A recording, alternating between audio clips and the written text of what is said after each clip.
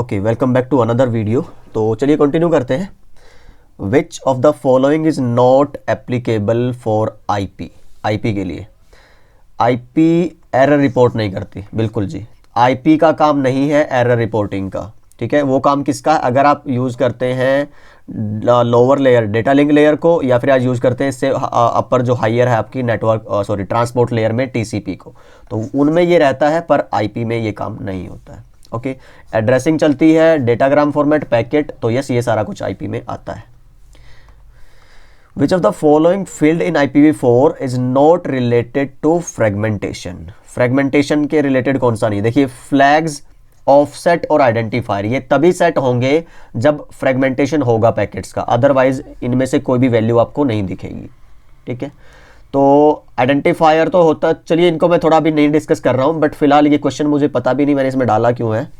तो मे भी हो सकता है कि आपको आईपी के बारे में और ये पता चले कि और क्या पढ़ सकते हैं आप, तो ये इंटेंशन रही हो मेरी उस टाइम पे इस क्वेश्चन को इंक्लूड करते हुए, क्योंकि हमेशा कभी भी अपने आप को ना एग्जाम तक ही रिस्ट्रिक्ट मत रखिए जितना हो सकता है। ये तो ऐसे टॉपिक्स हैं, आईपी का हुआ, IPv4 IPv6 खासकर, फिर आपका सबनेटिंग का हुआ, नेटवर्क डिवाइसेज हुए, ये तो जितना पढ़ सकते हैं ना आप इसको पढ़ डालिए, कुछ छोड़िए ही मत। इनमें तो आपको पॉइंट्स पे मीन्स आपके फिंगर टिप्स पे रहने चाहिए सारे कॉन्सेप्ट्स, ठीक है। क्योंकि आप कहाँ के इंजीनियर बनेंगे अगर आपको आईपी के बारे में, क्योंकि सारे नेटवर्क हम क्या पढ़ रहे हैं? आईपी नेटवर्क्स, तो कम है जितना पढ़ पाए।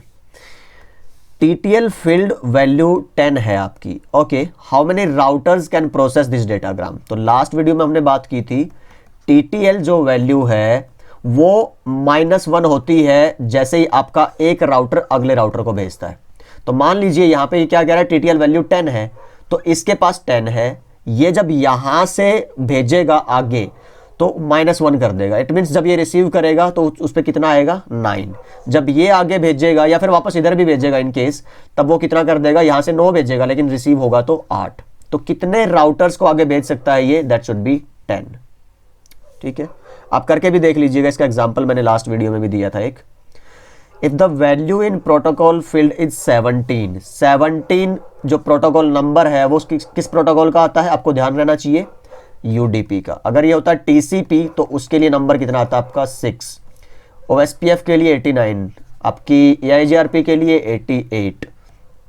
ओके, ऐसे ही आपको टीसीपी यूडीपी के पोर्ट नंबर्स भी पता रहने चाहिए, वेल नोन जो नंबर्स हैं आपके, 23 किसके लिए, 25 किसके लिए है, and all that. What should be the flag value to indicate the last fragment?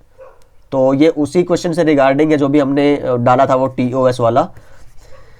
तो अगर 0 नहीं है नंबर में इस फ्लैग के अंदर, तो ये फ्लैग बिट का एक्सप्लेनेशन है। तो आप समझ लीजिए कि जो आपका बड़ा पैकेट था उसके छोटे आपने फ्रेगमेंटेशन किए हुए, और अभी फ्रेगमेंटेड जो पार्ट्स हैं वो रिसीव हो रहे हैं। लेकिन अगर जैसे 0 हो जाता है, इसका मतलब आपका जो फ्रेगमेंटेशन डेटा था वो कंप्लीट हो चुका है। This is the last fragment,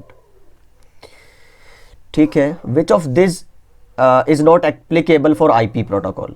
तो अगेन हमने देखा था कि इसके अंदर कोई आपका एरर रिपोर्टिंग का मैकेनिज्म नहीं है। अभी जो फर्स्ट क्वेश्चन है इस वीडियो को उसमें वही था। तो जब उसमें एरर का कोई मैकेनिज्म नहीं है रिपोर्टिंग एंड हैंडलिंग, तो ये रिलायबल कैसे हो सकती है, राइट? और ये क्वेश्चन आता है जनरली, अगर आप देखेंगे, मैंने बहुत बार देखा है एग्जाम्स में ये। विच of the following demerits does fragmentation है? फ्रेगमेंटेशन, जब आपका जो नेटवर्क, एक चीज समझिए, वो अच्छा परफॉर्म करने वाला तभी होगा जब उसमें फ्रेगमेंटेशन ना हो। मींस जो अपर लेयर की प्रोटोकॉल्स है वो अपना काम सही से कर रही हो, जैसे कि टीसीपी, और नेटवर्क में जो साइज है आपके मिनिमम अमाउंट ऑफ डेटा वो आपका MTU तक ही रहे, जो कि है आपका 1500 बाइट। मींस अगर इससे ज्यादा आता है, लोअर लेयर्स को फ्रेगमेंटेशन करनी पड़ती है, तो इसका मतलब आपका नेटवर्क अच्छा नहीं होगा, उसकी परफॉर्मेंस कम होगी। तो इसका मतलब समझने में क्या हुआ? फ्रेगमेंटेशन अच्छा है कि बुरा है? आपके लिए बुरा है, नेटवर्क की परफॉर्मेंस डिक्रीज होती है, ठीक है। तो ये आपका फ्रेगमेंटेशन की क्या है? डीमेरिट्स। तो कॉम्प्लिकेट करता है राउटर के प्रोसेस को, बिल्कुल। ओपन है डोस अटैक के लिए, क्योंकि आपके ये जो है ना, इनके जो फील्ड्स हैं वो ओपन रहते हैं, जो आपके क्या बोलते हैं उसको, फ्रेगमेंट्स जो है, छोटे छोटे जो फ्रेगमेंट्स है, इनमें कुछ फील्ड्स ओपन रहते हैं। ओवरलैप हो सकता है फ्रेगमेंट्स का, बिल्कुल, क्योंकि नंबर्स अगर इधर उधर होते हैं फ्रेगमेंट्स के जो सीक्वेंस नंबर्स है, तो yes, overlapping can be there. तो ये सारी ही दिक्कतें हैं आपकी फ्रेगमेंटेशन। पढ़िए इसको जरा। In classless IP addressing there are no classes but addresses are still granted in blocks. Okay, तो हम जब सबनेटिंग करते हैं तो हम पढ़ते हैं नॉर्मली जो एक आपका एड्रेस है, ये क्लास सी का अगर आप लेंगे 10.0 से कहाँ तक जाता है 255 तक, तो ये सिंगल क्या बोलते हैं इसको, ब्लॉक साइज। आप इसको सबनेटिंग करिए या ना करिए, तो ये जो रेंज है टोटल आपकी नेटवर्क आईडी से ब्रॉडकास्ट आईडी तक, इसको आप क्या बोलते हैं, ब्लॉक साइज। अगर आप इसका सबनेटिंग भी कर देंगे तब हो सकता है 10.0 से ये 10.31 तक जाए, 10.0 से .7 तक जाए, तो ये सारे क्या है आपके ब्लॉक साइजेस, और ब्लॉक साइज हमेशा नेटवर्क आईडी से ब्रॉडकास्ट आईडी तक जाता है, याद रखिएगा। तो first address in a block is used as network address, ठीक है। तो पहला जो 10.0 आपके पास है, ये नेटवर्क आईडी है, ये किसको रिप्रेजेंट करता है, उस ऑर्गेनाइजेशन को।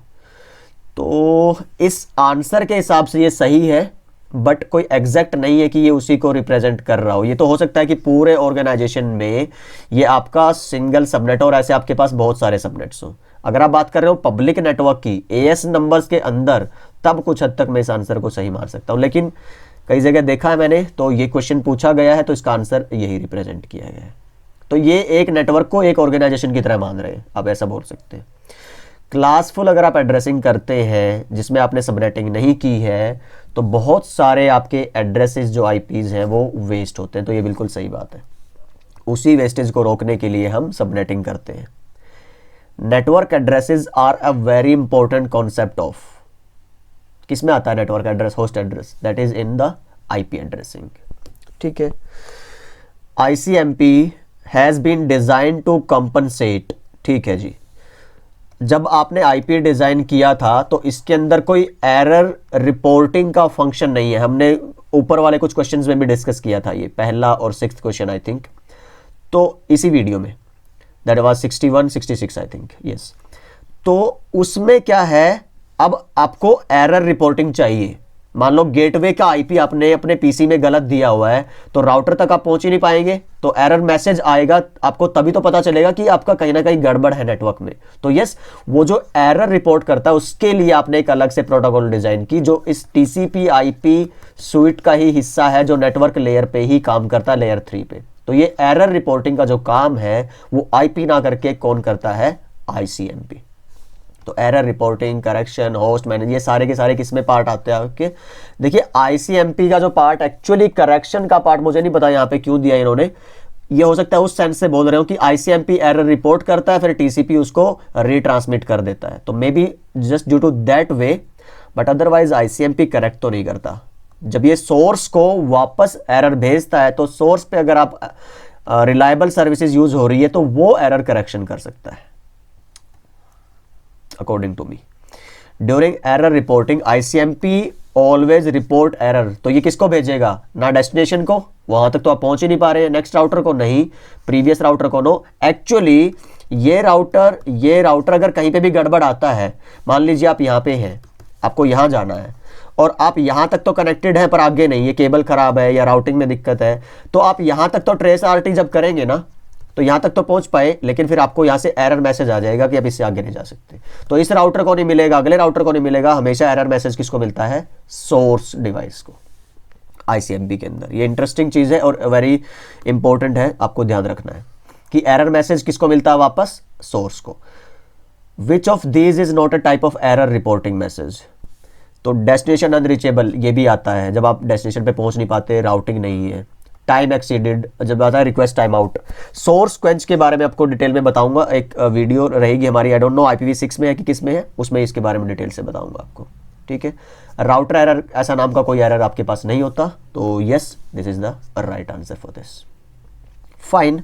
ICMP error message will not be generated for a datagram having special address. Yes, आप अगर जब लूप बैक टेस्टिंग यूज करते हैं, तो अगर उसमें आपको कोई प्रॉब्लम आती है, मान लीजिए आप इसे पिंग नहीं कर पा रहे, तब आपको कोई इस तरह का ICMP का रिप्लाई बैक नहीं मिलने वाला। ये एक स्पेशल केस है, ध्यान रखिए। इसको छोड़ के जो आप नॉर्मली यूनिकास्ट वाले एड्रेसेस यूज करते हैं, उनमें आपको ICMP का एरर बैक मिलता है। तो यस, अगेन रिगार्डिंग ICMP ये ध्यान रखिएगा क्वेश्चन आप। और यहाँ पे 127 लिखा है, इसका कोई लॉजिक नहीं है, ये 127.0.0 के लिए। ठीक, और ये तो कोई एड्रेसेस है ही नहीं अगर आप देखेंगे तो। When a router cannot route a datagram or host cannot deliver a datagram, ठीक है, जब राउटर रूट नहीं करवा पा रहा है या फिर डिलीवर नहीं करवा पा रहा होस्ट आपका, तो datagram is discarded and the router or the host send which message back to the source, ठीक है। तो अगेन वही, सोर्स क्वेंच एक अलग चीज है, राउटर एरर कुछ होता ही नहीं है। टाइम एक्सीडेड नहीं, टाइम एक्सीडेड कब आता है, जब राउटर उसको डिलीवर करवाने में आपका, मान लो जो आपकी सर्विस है उसका टाइम आउट पीरियड कितना है 1 सेकेंड, और आपका राउटर 1 सेकेंड से ज्यादा ले रहा है उस डेटा को पहुंचाने में। मे बी राउटर पहुंचा सकता है पर आपकी सर्विस टाइम आउट हो जाती है 1 सेकेंड के बाद, तो वो ये वाला एरर है। लेकिन अगर इस तरह के आप कोई भी देखते हैं कि जब वो डिलीवर कर ही नहीं पा रहा है क्योंकि आपका नेटवर्क रीचेबल नहीं है, इन दैट केस क्या मैसेज आता है एरर आपको, डेस्टिनेशन अनरीचेबल का। ओके, 2 मशीन्स हैं, can use the time stamp request and reply determine. Okay, fantastic, ये राउंड ट्रिप टाइम का बहुत परफेक्ट डेफिनेशन है। यहाँ पे आप जब सोर्स से डेस्टिनेशन पे कोई रिक्वेस्ट भेजते हैं और जब रिप्लाई आता है उनके बीच में ना टाइम चलता है, इसीलिए बोलते हैं एनटीपी इतना ज़रूरी है। मान लीजिए आप 9:15 45 सेकेंड और आपको उधर रिप्लाई आया 9:15 45 सेकेंड के अंदर, यहाँ से मिली सेकेंड्स चेंज हो रहे हैं अब आपके, उनके बीच का जो टाइम गैप है उसको आप क्या बोलते हैं, round trip time. Source destination, back destination from source, तो उस टोटल टाइम को आपने क्या दिया है नाम, राउंड ट्रिप टाइम। ओके, थोड़ी एक्सप्लेनेशन लिखिए, देख लीजिएगा इसकी। जब आप डीबगिंग कर रहे हैं, यहाँ पे वो डीबगिंग वो वाली नहीं है, डीबग आईपी ओएसपीएफ नहीं, डीबगिंग मींस जब आप कोई ट्रबल शूटिंग कर रहे हैं तो कौन सा जो प्रोग्राम, कौन सी यूटिलिटी है जो एक होस्ट की लाइवलीनेस को, उसकी कनेक्टिविटी को चेक करने के लिए यूज होता है, दैट इज योर पिंग। आप सोर्स डेस्टिनेशन है, बीच में कुछ राउटर्स हैं, तो आप सबसे पहले as a troubleshooting tool क्या यूज करते हैं, पिंग, कि आप कहां तक पिंग कर पा रहे हैं, यहां तक, यहां तक, यहां तक, और साथ में इंपॉर्टेंट और कौन सा है आपका, ट्रेस रूट। पर ट्रेस रूट से आप लाइवलीनेस, कनेक्टिविटी नहीं चेक करते, उससे आप सिर्फ ये चेक करते हैं कि कहां तक आप पहुंच पा रहे हैं नेटवर्क में। तो ये दोनों में डिफरेंस ध्यान रखने वाली है, ठीक है। विंडोज के अंदर, ठीक है, जो राउटर में ट्रेस रूट चलता है, अगर आप देखेंगे राउटर के केस में यहां पे हम यूज करते हैं ट्रेस रूट, पर अगर आप विंडोज में जाएंगे तो ट्रेस रूट नहीं काम करता है। विंडोज में क्या करता है आपका, क्या कमांड थी विंडो में, क्लियर, नो, एनीवे, आपका विंडोज में चलता है ट्रेस आरटी, ये चीज पता ही होगी आपको वैसे, रिवीजन के लिए एक तरह से। Okay, the number of addresses assigned to an organisation in classless addressing, ठीक है, चाहे क्लासफुल भी हो चाहे क्लासलेस हो, जो आपके नंबर ऑफ एड्रेसेस मिलेंगे वो हमेशा 2 ही मिलते हैं आपको, क्योंकि आप बाइनरी नंबर सिस्टम यूज कर रहे हैं। फाइंड, जिस तरह से आप IPv4 के अंदर लूप प्रिवेंशन के लिए TTL की वैल्यू यूज करते हैं, ऐसे ही आप ये जो TTL का कॉन्सेप्ट IPv4 के लिए, IPv6 में इसी मैकेनिज्म को बोलते हैं होप लिमिट, याद रखिए, सेम कॉन्सेप्ट है लूप रोकने के लिए। The term means that IP provides no error checking, ये हम बहुत बार कर चुके हैं डिस्कस, पढ़िएगा इसका, आपको अंदाजा हो जाएगा क्या पूछना चाह रहे हैं यहाँ पे।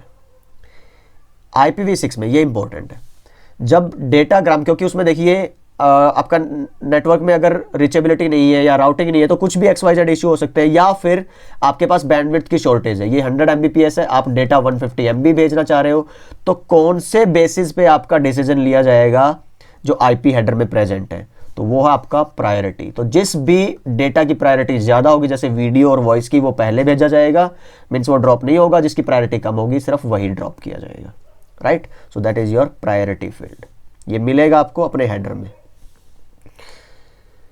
ठीक है जी। और किसके अंदर है ये आपका, IPv6 की बात हो रही है actually.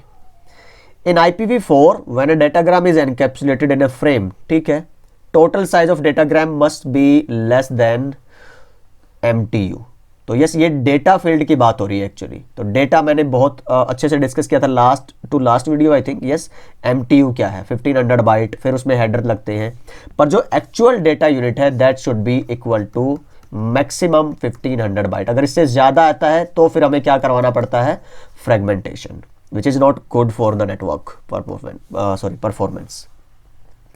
Fine, best effort delivery service such as IPv4 includes. IPv4 में रिलायबिलिटी तो होती नहीं, वो बेस्ट एफर्ट डिलीवरी करता है, तो ना तो वो एरर चेक करता, ना करेक्शन करता, आपके एक्नॉलेजमेंट, ये सब किसके फीचर हैं आपके नॉट CDP एक्चुअली TCP के, तो ये none of the above. So yes fantastic, IPv4 के क्वेश्चंस हम कर चुके हैं। नेक्स्ट वीडियो से हम स्टार्ट करने वाले हैं IPv6 के क्वेश्चंस, तो बने रहिए, मिलते हैं नेक्स्ट वीडियो में। Bye bye and take care.